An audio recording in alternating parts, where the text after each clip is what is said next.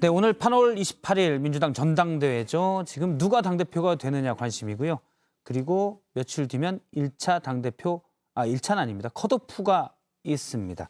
그래서 내일 이른바 97급으로 분류되는 2명의 강 의원, 2명의 박 의원과 토론을 할 예정인데 그에 앞서 별도로 또 몇 명은 인터뷰를 합니다. 오늘은 당대표에 출마한 민주당의 서른 의원과 스튜디오에서 얘기를 좀 나눠보겠습니다. 안녕하십니까? 네, 반갑습니다. 서른입니다. 네, 안녕하십니까? 오늘 발표된 한 여론조사에서 일단 당대표 후보 전체 국민 여론조사에서 4등했습니다. 그래픽을 잠깐 보면 4.2%의 지지율인데 이재명 의원이 42.7%, 10분의 1입니다. 어떻게 보십니까? 압도적이긴 해요. 예. 그러나 이 나머지 부분들을 보면요. 42.7%가 있다면은 50% 넘는 부분들이 이재명 의원을 지지하지 않는다고 해석할 수도 있거든요. 예. 때문에 나머지 부분들이 힘을 다 합치면은 1대1로 붙으면 대응할 수 있다. 이런 결론도 나옵니다. 논리상으로 보면은. 컷오프가 된 다음에 3명이 남지만 1대1 구도면 된다는 말씀이시죠? 그렇죠. 해볼 만한 싸움이 되는 것이죠. 이재명 의원에 대한 호불호가 확실합니다. 우리 당 내에서도 좋아하는 분은 좋아하지만은 예. 이재명 안 된다는 사람도 50% 가까이 있다고 봐야 되죠. 그분들에게 호소를 해서 우리가 당을 살려내야 한다. 예. 힘을 합쳐서 좋은 당을 만들자. 저는 그렇게 주장하고 있습니다. 앞서는 여론조사인데 사실은 민주당 1차 컷오프는 중앙위원회, 중앙위원 70% 그리고 민주당 지지층과 무당층 지지층의 30% 하게 되잖아요. 네. 중앙위원회 분위기는 어떻습니까? 중앙위원들의 분위기. 중앙위원들은 뭐 다 정치를 오래 하신 분들이거든요. 국회의원, 원외위원장, 단체장, 고문님들 꽤 많이 있습니다. 이렇게 정치를 오래 한 분들이시기 때문에 중앙위원들 쪽에서는 제가 지지율이 높습니다. 왜냐하면은 저를 잘 아시는 분들이거든요. 예. 같이 했고 했기 때문에 따라서 이번에 컷오프는 중앙위원들이 70%를 점하고 있기 때문에 여론조사에서 나오는 일반 여론조사에 나오는 결과하고는 사뭇 다른 결과가 나올 수 있습니다. 예. 저는 지지를 받고 있다고 생각합니다. 일단 중앙위원들은 분위기이기 때문에 네. 서른 의원님의 생각으로 일단 듣도록 하고요.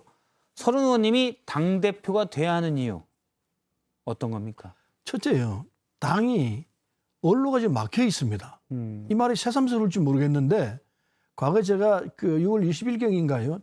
당 워크숍을 했는데 예.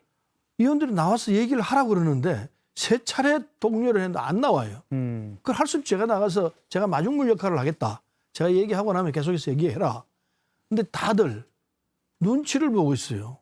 무슨 말이냐면은 이재명 의원의 이 강력 지지자들 예. 이분들이 이재명 의원과 결을 달리하거나 이재명 의원에게 이 반대되는 의견을 내세우면 집중 공격을 합니다. 수박이라고 소위 말하는. 그리고 뭐 온갖 소리를 다 해요. 그게 정치를 오래 한 저 같은 사람도 거슬려요.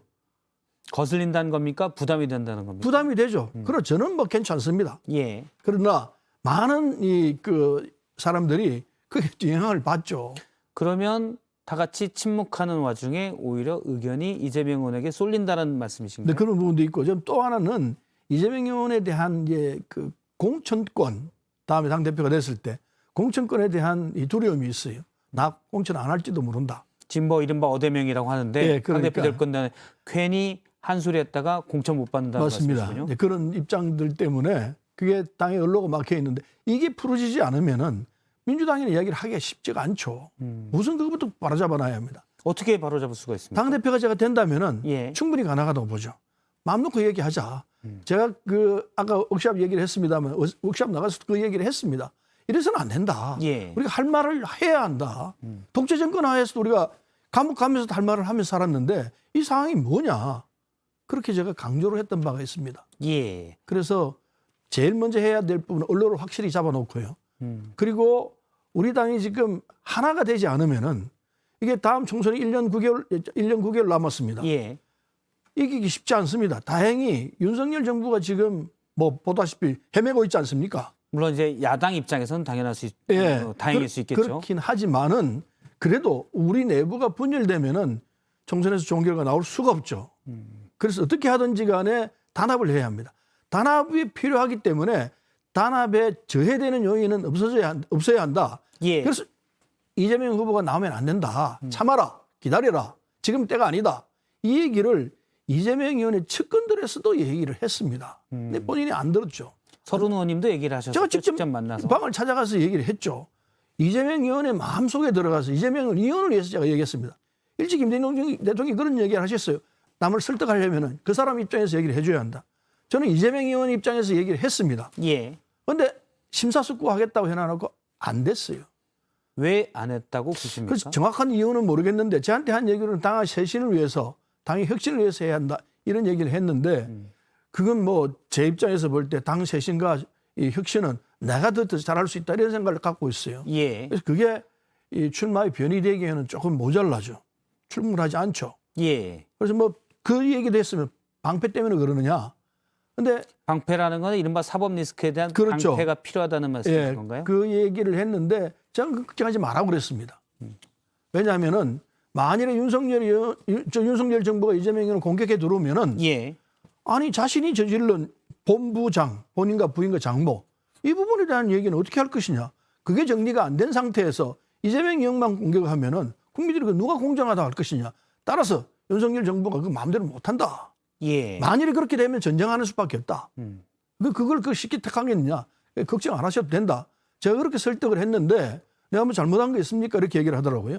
근데 그 얘기는 뭐 더 이상 할 필요가 없는 거니까 예. 어쨌든 방패 아니다. 방패 필요 없다. 이렇게 논리를 펴고 설득을 했는데 결국 안 됐습니다. 지금 이 전당대회에서 봐야죠. 예. 이재명 지금 사법 그러면 이것부터 여쭤보죠. 앞서 이제 내가 왜 당대표가 돼야 하냐라는 그 당의 쇄신, 네. 특히 언로가 막혀있기 때문에 풀려면 이재명 의원이 아닌 내가 돼야 된다고 하셨잖아요. 그렇습니다. 예. 근데 앞서도 봤지만 지지율은 현재는 낮은 상황입니다. 그렇습니다. 다른 후보들이 다 힘을 합치면 컷오프 이후에라고 얘기를 하셨는데 단일화에 동의하시는 거죠? 전적으로는 동의합니다. 지금 시간이 없기 때문에 현실적으로 해내기는 만만치 않지만은 예. 그래도 컷오프하고 나면 세 사람이 남지 않습니까? 이재명 의원 들어간다고 봐야 합니다. 나머지 두 사람이기 때문에 예. 두 사람 사이에 뭐 단일화는 아주 쉽게 된다고 보죠. 그래서 단일화에서 크게 뭐 걱정을 여론조사나 해도 이런 방식으로 뭐 어떤 두 사람- 방식이든 간에 예. 예. 저는 오히려 중앙위원회에서 결정한 부분 그걸 존중해서 예. 더 많은 득표를 한 사람에게 몰아주자. 이게 발표는 안 하게 됐는데 예, 그렇죠. 보통 컷오프 결과는 발표를 안 하잖아요. 예, 순위는. 발표를 안 하는데 알 수 있으리라 생각해요. 그냥 추가로 하지 말고 컷오프 순위로 단일화를 하자는 말씀이시죠. 그렇죠. 여기서 이제 2등과 3등이 단일화를 해서 이재명 의원이 1등 될 가능성이 크니 이재명 의원 대 2, 3등 단일 후보가 붙는 1대1 구도로 가야 된다는 말씀이신 거죠? 그렇죠. 그게 가장 합리적일 거라 생각합니다. 알겠습니다. 지금 다른 동의가 안 된 상황인 거죠? 후보들 전체는. 네, 뭐 다른 방법이 있겠다는 생각을 하는데 어떤 더 좋은 방법이 있으면 그걸 따르기로 했습니다. 앞서 이제 이재명 의원이 당대표 출마하는 이유는 이른바 방탄 때문이 아니냐라는 것도 직접 이재명 의원에게 물어봤다고 했지 않습니까? 네. 이재명 의원은 그런데 사법 리스크는 여당의 고발로, 국민의힘의 고발로 검찰이 나선 건데 이게 어떻게 리스크냐, 정치 보복이다라고 했습니다. 어떻게 보십니까? 근데 일반적인 시각에서 보면은 사법 리스크가 있다고 보는 것이 상식이라고 생각합니다. 예, 이재명 의원에서는 자기가 저질른 잘못이 없기 때문에 나는 아무 상관없다 이렇게 얘기할지 모르지만은 제3자가 보는 입장에서는 저희에게는 아니다. 예. 있다 분명히. 이렇게 보는 것이 그게 뭐 일반론이라고 생각합니다. 저는 일반론에서 사법 리스크가 있는 것이 사실이다. 저는 그렇게 보고 있는 거죠. 다시 한번 여쭤볼게요. 사법 리스크가 있는 게 사실이다라는 건 어떤 겁니까? 사법 리스크가 있다라는 것이 객관적인 사실 아니냐 이런 예. 얘기죠. 많은 사람들이 사법 리스크가 있다고 생각하고 있고 우리 당을 지지하는 이재명 의원을 지지하는 많은 분들이 사법 리스크는 없다. 그건 조작된 거다. 이렇게 말하지만은 객관적인 상황에서 사법 리스크가 있는 거 아니냐 이렇게 보는 거죠. 사법 리스크라는 말을 좀 더 규정을 해야 될 것 같은데요. 사법 리스크라는 거는 어떤 예를 들어 백현동도 있고 성남FC 법카, 경기도 법카 여러 가지가 있지 않습니까? 이 부분에 관해서 이재명 의원이 법적으로 책임질 부분이 있다라는 말씀이신지 아니면 여당에서 이걸 공격할 테니까 이걸로 우리가 방어하니라고 이 자체가 우리에게 부정적인 효과가 될 거다라는 건지. 뭐 둘 다인데요. 그러면 이재명 수사 의원이 결과를 지금 우리가 지켜봐야 되는데 예. 우리 수사권이 있기 때문에 상세한 내용은 모릅니다. 그럼 겉으로 드러나 있는 내용에서는 저 정도면 이건 문제가 있다고 볼 수밖에 없다. 이건 상식이죠. 그래서 지금 대장동 부분, 백현동 부분 그리고 저 성남 FC 부분 또 뭐 이 변호사비 대납 문제, 예. 법카 문제 뭐 여러 가지가 있지 않습니까? 예. 그런 문제점들이 그냥 넘어갈 수 있는 사안이냐?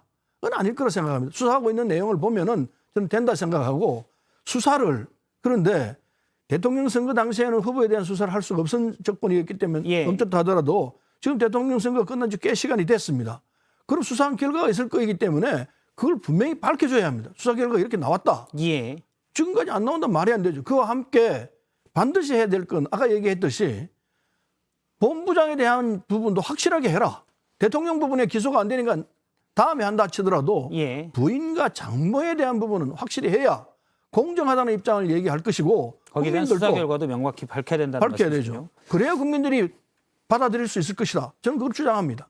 일단 이른바 본부장 의혹에 대해서도 검찰이 명확한 입장을 내놔야 된다고 말씀하셨고 같이 근데 나와야 한다고 보죠. 앞서 언급한 것 중에는 예를 들어서 사법 리스크에 이재명 의원이 책임질 부분도 있다라고 생각한다라고 말하셨기 때문에 그러면 이재명 의원이 주장한 여당의 고발로 생긴 정치 보복이다. 여기는 동의하지 않는 다고 봐야 됩니까? 동의하기가 쉽지 않을 거라 생각합니다. 예를 들면은 지금 대장동 부분에서는 대장동으로서 구축되어 있는 사람들이 다 이재명 의원의 측근이고 이재명 의원이 예. 직접 지명했습니다. 그 부분에 대한 책임은 없느냐 이겁니다. 분명히 있을 수 있습니다. 그다음 또 한 부분은 관리 책임으로라도 있다는 그렇죠, 말씀이시고요. 있죠.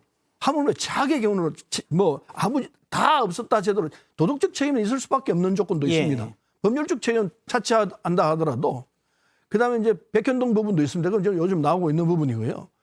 그다음에 이 성남 FC 부분도 설명이 안 되는 부분이 너무 많이 있습니다. 예. 그것도 나중에 이제 지금 수사를 하고 있다니까 봐야죠. 그다음에 이 재판 부분, 변호사비 대납 문제. 변호사비 대납 부분은 이 아기가 잘 안 맞아요. 이재명 의원이 갖고 있는 재산과 변호사 비용으로 썼던 부분이 잘 안 맞기 때문에 이거 설명을 어떻게 할 것이냐 이런 문제도 있고 예. 법화 문제도 따로 있죠. 앞서 그런데 이재명 의원에게 당대표 출마를 만류할 때 이재명 의원이 당대표가 되면 당이 분열한다고 하셨잖아요. 네. 실제 그래서 서른 의원님은 지난 대선 경선 전에는 사실 이재명 의원의 사법 리스크를 가장 강력하게 얘기하셨고 대선 기간에는 경선이 끝난 뒤에 대선 기간에는 미안하다고까지 했습니다. 네, 그렇습니다. 그 부분 이렇습니다. 지금은 또 입장이 바뀐 거 아닌가요? 지금 이렇습니다. 그 부분은 대장동 부분을 제가 두고 했던 이야기인데 대장동 부분이 제일 크게 문제가 됐었습니다. 예. 그런데 대장동 부분에 대해서 이재명 의원은 그 당시에 내가 설계했다 이렇게 얘기했습니다. 그런데 대장동 부분에서 수많은 돈이 오고 갔습니다. 예. 엄청난 돈이 오고 갔습니다. 많은 사람에게. 그래서 저는 상식적으로 이건 이재명 의원도 돈을 받았을 것이다. 발표는 안 했습니다. 속으로 그렇게 생각했습니다. 예. 그래서 공격의 한 부분으로 생각했습니다. 그런데 대장동을 내가 설계했습니다라고 할 때는 그건 내가 속으로 저거는 자기가 직접 돈을 받았으면 설계했다는 말을 못할 것이다. 돈은 안 받은 게 확실하겠구나. 예. 그래서 그 점은 내가 잘못 짚었구나. 그 점은 내가 미안하구나. 공개적으로 제가 그렇게 얘기를 했습니다. 내가 미안하다고 생각한 부분은 돈을 안 받았을 것 같은데 제 짐작으로는 그걸 받았다고 생각한 건 내 잘못이다. 그런 속으로. 예. 그래서 그건 공개적으로 제가 내 마음의 얘기였지만은 제가 터놓고 얘기했던 겁니다. 그러면 만일 이재명 지금 상황상에는 뭐 현실적으로는 이재명 의원이 당대표가 될 것이라고 보는 사람이 많기 때문에요. 네. 만약 당대표가 되면 서른 의원님은 다시 힘을 합쳐서 할 겁니까? 아니면 지금 예시하는 거 그 사법 리스크가 있다고까지 얘기했으니까 인정할 수 없습니까? 당연히 검찰 측에서 발표하는 내용을 봐야 할 겁니다. 예. 봐야 되고 저는 이재명 의원이 법적으로 문제가 있다고 보여지는 부분에 대해서는 옹호해서는 안 된다고 생각합니다. 그러나 내용을 살펴봐야지 지금 판단해서는 할 수가 없습니다. 단 아까 말씀드린 대로 윤석열 본부장 부분이 정리 안 된 상태에서 일방적으로 이재명 의원만 공격해 들어오면은 그때는 참을 수가 없죠. 우선 예. 공정하지 않기 때문에. 아까 말씀드린 대로 반드시 이재명 의원을 공격을 하기 전에 윤석열 대통령이 갖고 있는 잘못도 함께 해서 국민에게 보고하라. 만약 그렇지 않으면 그건 정치 보복이 됩니다. 정치 보복이 되죠. 공정하지 못하고 국민이 받아들일 수가 없죠. 국민이 받아들일 수 없는 건 우리 같이 싸워야죠. 예, 알겠습니다. 내일 그 4명 토론과 시간을 배분을 맞춰야 되기 때문에 오늘 서른 의원님 말씀은 여기까지 듣도록 하겠습니다. 민주당 당대표 후보에 출마한 더불어민주당 서른 의원이었습니다. 오늘 말씀 고맙습니다. 네, 감사합니다.